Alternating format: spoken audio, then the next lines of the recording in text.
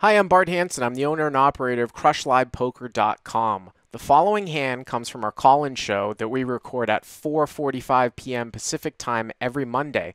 If you want to call in your hand, check out the phone number in the description.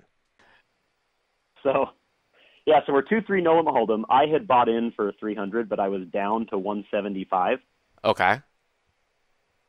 My last table had just broke about a half hour previously, so I'd been playing at a new table for a half hour, and I only knew 3 of the other players from my previous table. Okay. And this hand, we're in the small blind. So there are 2 callers to the cutoff, and he makes a $15 raise, which was standard for the table, but I thought it was a little light with 2 callers already in there. Yeah, just 5x, right? Yeah. People are probably open to that straight up, right? Usually, like with no limpers. Yeah, right. I was making it with a limper or 2. I was making it between 20 and 25. Right. Okay. For my opening. Right. So it's to us now in the small blind, and we have the ace of spades and the king of clubs. Okay. And I make it $45 to go.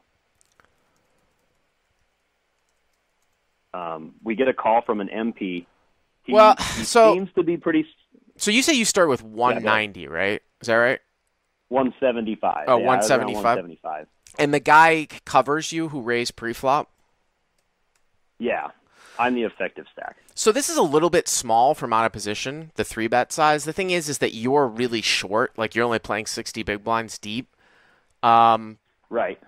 But I would still probably go a little bit larger here from out of position. Okay. I'm not exactly sure at 60 big blinds, like how much you're supposed to 3-bet. But if you're playing a normal cash game, you should almost always 3-bet to like 4x from out of position with multiple people, especially with multiple people in the hand. So this is a little bit small here.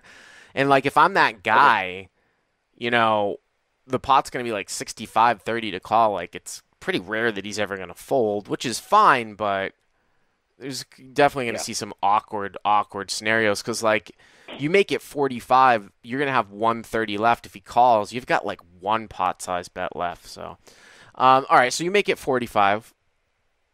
Right. Yep. We get an MP that calls, so a middle position player calls. Who limp called. He limp called. Limp calls, yeah. Of course. And he kind of stared at me for a while, and then he stared at the cutoff for a while, and then he called. Okay. And then the cutoff calls. So the pot's like 140, and you have like 130 left, right? Right. Okay. Yeah. Yep. So it's just the 3 of us, and the flop came the 8 of spades, 7 of spades, and then the deuce of clubs. And you have ace of spades, king of clubs. Yes. Okay. And I don't really like c-betting into more than one opponent, so I had checked out of the hand. Basically, I was ready to fold to a bet, and I check, and it goes check, check behind me. Yeah, I mean, that's interesting because, like, I just wonder. It probably can't be that bad, actually. You would have to tell. What's your name? O'Malley. O'Malley. You would probably have to tell me like how bad these players are. Like if you jammed all in and like made it look like you had an overpair here, like are these guys going to call you with like pocket 4s on this board? I wouldn't think so. I mean, are they going to call you with like ace 7? Because like with you having the ace of spades, which gives you like the backdoor flush draw and 2 overcards, if you can get somebody off a better hand here, it's probably not. You could probably jam this flop. This is much different than like if it was like Jack 10-8, but it's 8-7 deuce. So you put leverage on earlier in the night. Yeah. Go ahead. Earlier in the night, I had a similar hand where it came down 8 high, and I had played ace 8 from the small blind. Yeah. And I jammed, and a guy who covered me I had about 260 on that hand. He covered me. He called me with Jack 8. But you were the pre-flop raiser? No, I had limped pre-flop in this previous hand. No, I'm saying that ace-8 hand because it's just different. It's a much different scenario here because you're the 3-better. The point that I'm making is that I would imagine there's probably not a lot of re-raising pre-flop at 2-3. So if you have a relatively tight image here and you 3-bet out of the small blind and 2 people call and you're jamming this flop, you absolutely credibly represent an overpair because that's probably how most of these guys, how you would play an overpair.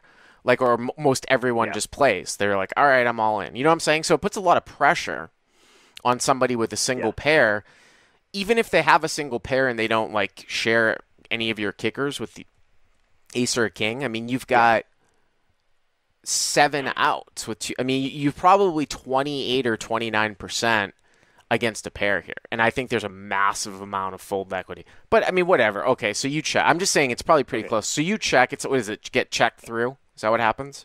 It gets checked through. Okay. Yeah. And the turn was the 5 of spades. Okay. And so I shoved the turn.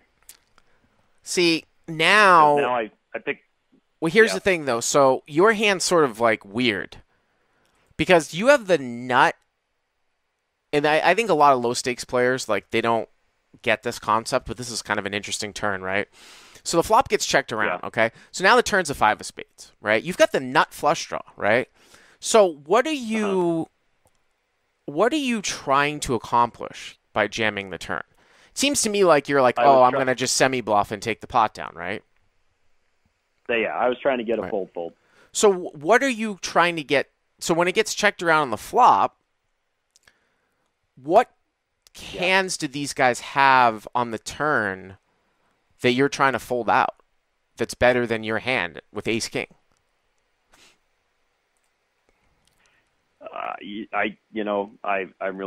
was thinking, I don't know, an 8 probably wouldn't check behind me. Well, and the other thing though too is that like any of those hands that are I mean, if I was in this, I would not be in pre-flop against you because your stack is too shallow, really. But like, I'm not saying you personally, no offense to you, but I would say like if I were looking at this from a 2-3 hand perspective, I would think that your hand looks exactly like it is, which is like ace high with the ace of spades, meaning that if I were somehow in that guy's spot and I had checked back the pair, I would not fold the turn. You see what I'm saying? Because I would expect you to bet all over pairs on the flop. So your hand sort of looks like what it does, but that's not the point, though. The point is that when everybody checks through on the flop, I think your hand is actually the best hand here a fair amount. You have the best draw with the ace of spades, so it kind of sucks if like you bet and people fold out like inferior spade draws, and you're not going to get a better hand to fold here on the turn. So as played, the turn, I think, is definitely a check. Definitely a check. Okay. Yeah. Okay. So just what happened, I guess. The MP called. Yep. And then the cutoff, who was the initial raiser, thought for a long time, and then ended up folding the 10 of hearts, 10 of clubs face up. So he checked pocket tens? Yeah, he checked pocket tens on the flop, which I thought was peculiar. Yeah, that is very peculiar. And then so here's the thing though, like, say the guy in the middle folded, right? You jam the turn, right? Let's say the guy in the middle folded. There's no way that 10's is going to fold now. That's my point. Like, or he should never fold. Yeah. And I don't think he would have, right? But the other guy called, you're all in, so he thought something was up, you know?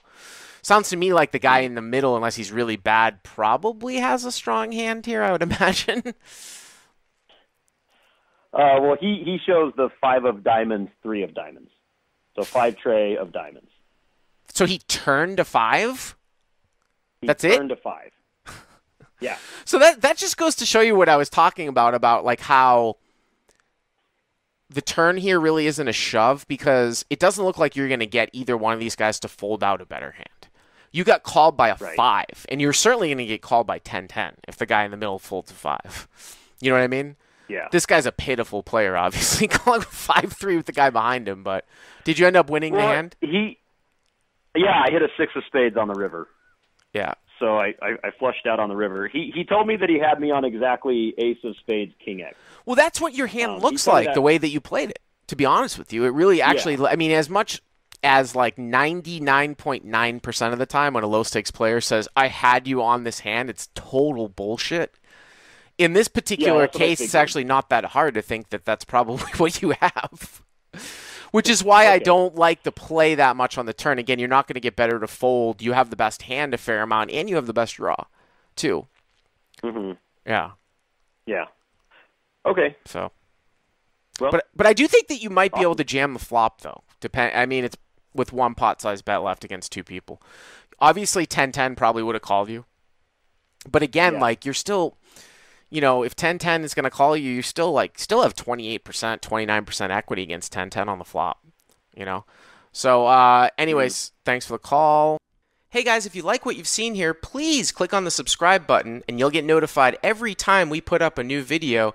And if you want to check out CrushLivePoker.com for the first month free, use the code YTA200. Click on the link right there.